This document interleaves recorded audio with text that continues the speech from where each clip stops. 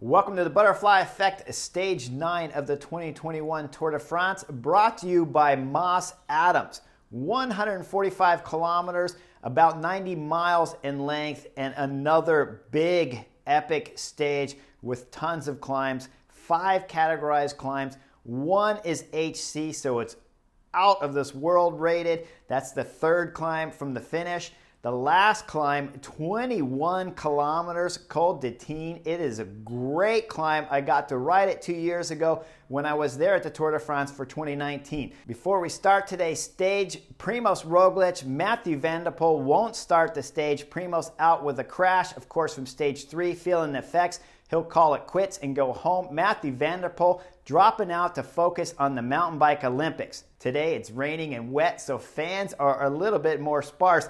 Now, today's stage, it's completely different than any of the other stages we've had at the Tour de France because now the teams are starting to control the Tour de France. Israel Startup Nation will do the first part of the stage. It's about 15 kilometers long before we hit the first KOM, the start of the first KOM, and it's Israel Startup Nation on the front controlling the field. Now, if you're watching the race live, you might have been asking yourself, why was Israel Startup Nation controlling the front?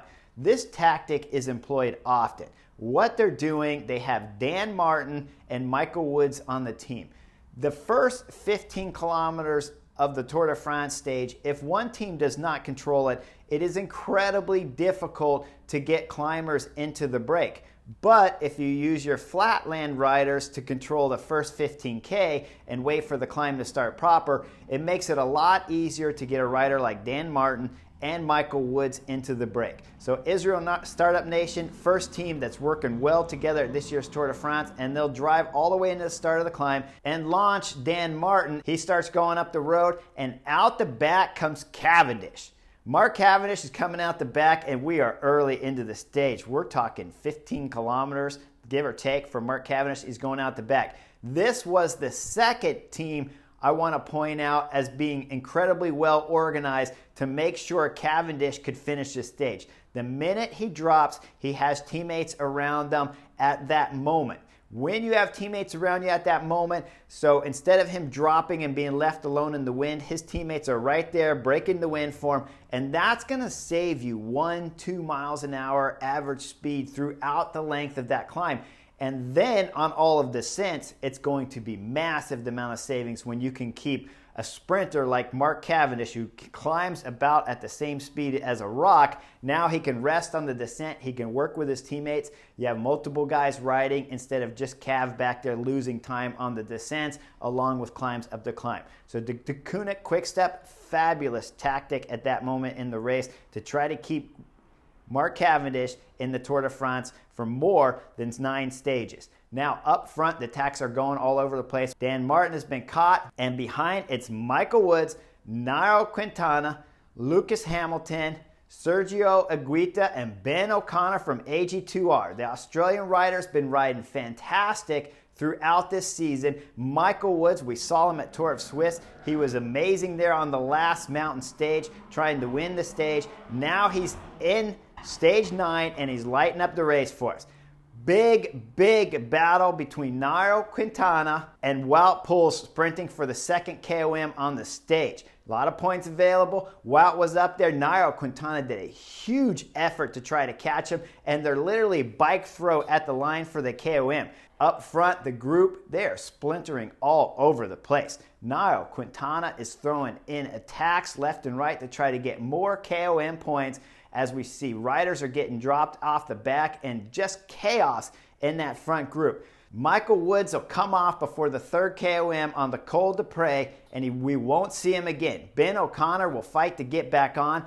Over the top of the KOMs, the 2 Colombians are just playing tactical games all over, and Ben O'Connor just cannot stay with those guys on the wet, treacherous descents. At this point in time, it's getting cold and freezing out, and guys can barely feel their fingers. Now behind, Enric Mas had crashed earlier in the stage, and the Movistar team were all over him and were able to get him back up into the front group. Another team tactic that was just displayed for us on today's stage. I talked about it yesterday, the chances of Tadej Pogačar crashing and having no teammates by him. This is the example of what I was talking about yesterday with Enric Mas crashing. Immediately, he's there with Alejandro Valverde, who I believe they switched bikes with. The rest of the team waits and get him back. Now let's get back up to the front.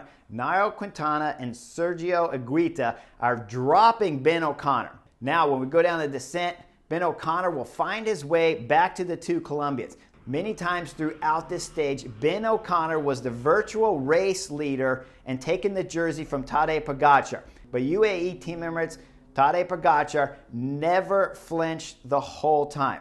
At any point in time, all the way until the very end of the stage, they always had 5, 6 guys with Tadej Pogačar. So we're talking 7 UAE Team Emirates. Yesterday, I had blown them apart on the butterfly effect. Now they had switched their roles and going to fabulous tactics. And it had started from the first climb and they had carried it all the way to the finish. As all of the attacks were coming on up the first climb and into the second climb, all those big breakaways going away, UAE Team Emirates are just fantastic and always riding calm. When we come down the very last descent before the last climb starts, Ben O'Connor, again for the second time, is gapped off from the Colombians and trying to get back up to them. He won't attach back to them till the bottom of the descent, and then he'll come back up to Sergio Higuita and Nairo Quintana. Behind, UAE Team Emirates are still solid when they come down the last climb. One little hiccup. Brandon McNulty, he'll look back. When he looks back, we all know as cyclists, because we do it too, all of us. We look back and we kind of steer the bike one way or the other. Normally the way, if you're looking left, you steer left. If you're looking right, you steer right. Brandon McNulty, he looks left. His hand slips off the bars. We see him try to get his hand back on, and he rides off the left side of the road. The left side of the dirt there is all grass and it's slanted. Once you get these wheels on that slanted grass, there's no way you're going to keep that bike upright. The bike slips out from underneath him and he crashes and then leaves the front of the group. Tadej Pogačar, no problem though, because he's got his whole team there, minus 1 or 2 guys. I mean, he's in fabulous position. This is what I was talking about yesterday about their tactics being so catastrophic. Crashes, like we saw with Enric Mas on today's stage, like we're viewing with Brandon McNulty crashing at a time and moment when you think it's not possible to crash. But remember, Brandon McNulty crashed himself in the time trial, and now he's crashing himself on today's stage too. So crashes when it's raining and freezing out can happen at any moment. UAE Team Emirates are magically prepared for it when you compare it from any other race they have done throughout this 2021 season. They are fabulous. They don't even have to wait for Brandon McNulty because Tadej Pogačar has just extra men around him throughout the stage, and now they're coming down the bottom of the last descent. When we get into the climb proper, this is a 20-kilometer climb, 5% Col de Tignes, and it is hard at the finish. Up front, Nairo Quintana is the first to get popped, and he's feeling the effects from all those maximum efforts for KOM points earlier in the stage. Those efforts will cost him any chance at trying to win today's stage 9 in the Tour de France. He'll get popped. Sergio Higuita will stay with Ben O'Connor a little bit later until Ben O'Connor, as soon as the climb starts hard, Sergio Higuita is popped. Now Ben O'Connor is flying. Now I gotta say this, and I gotta point it out with Ben O'Connor, the AG2R rider. He was fabulous. I don't like his bike handling skills going downhill, but he always took the time to eat and drink. I've seen it many times throughout the stage when I was watching it live, always putting calories in, always staying hydrated, and now we're seeing the benefits. Remember, when we watched all those KOM sprints with Michael Woods, Sergio Higuita, and of course Nairo Quintana, Wout Poels, all those guys were killing their legs. Ben O'Connor back there was like, you guys can have the KOM points because I want the stage win. Maybe I could take the yellow jersey, but I for sure want the stage win. Now Ben O'Connor is putting on a display. When he finally dropped Sergio Higuita, from that point on, if you look at the group of favorites in the GC there chasing, they're losing time to Ben O'Connor with the UAE Team Emirates on the front. UAE Team Emirates not panicking, fantastic tactic. I don't care if they would have given him 2 minutes into the yellow jersey on today's stage, or if Tadej Pogačar actually lights everybody up. But when we're watching it live, I'm just thinking, UAE Team Emirates, you guys grew up. You guys learned how to race your bike. This is a magical day in the history of UAE Team Emirates because they have come together as a team. We never saw them riding necessarily as a team in last year's Tour de France. We saw them getting dropped at the Basque Country earlier this year in spectacular style with terrible tactics, and now they're just back there like, yeah, we got this. We got Tadej Pogačar, the best climber in the world, the best time trialist in the world. We don't have to worry about anything. There's only Ben O'Connor, Guillaume Martin, that's up there at about 4 minutes. We don't need to worry about that because we can take time anywhere we want. UAE Team Emirates still have Davide Formolo, Rui Acosta, and Tadej Pogačar himself, even as the last climb starts, and they're doing a great job.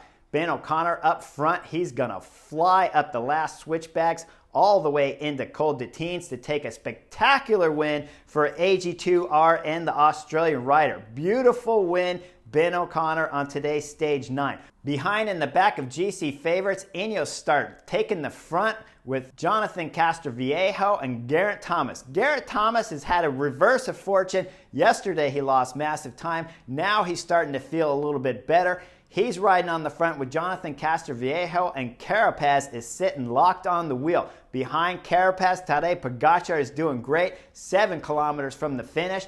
They'll start driving the pace. 3 kilometers to go. Richard Carapaz will throw an attack after Garrett Thomas does his last big hit. Carapaz attacks, Tadej Pogačar locked on, and then Tadej Pogačar counters attack, looks over his shoulder, see if anyone's coming. Nobody can come, and he takes off to the finish line, putting 32 seconds into all of the GC favorites at this year's Tour de France. French rider Davide Gaudu will get dropped and lose time from the favorites before the finish line arrives.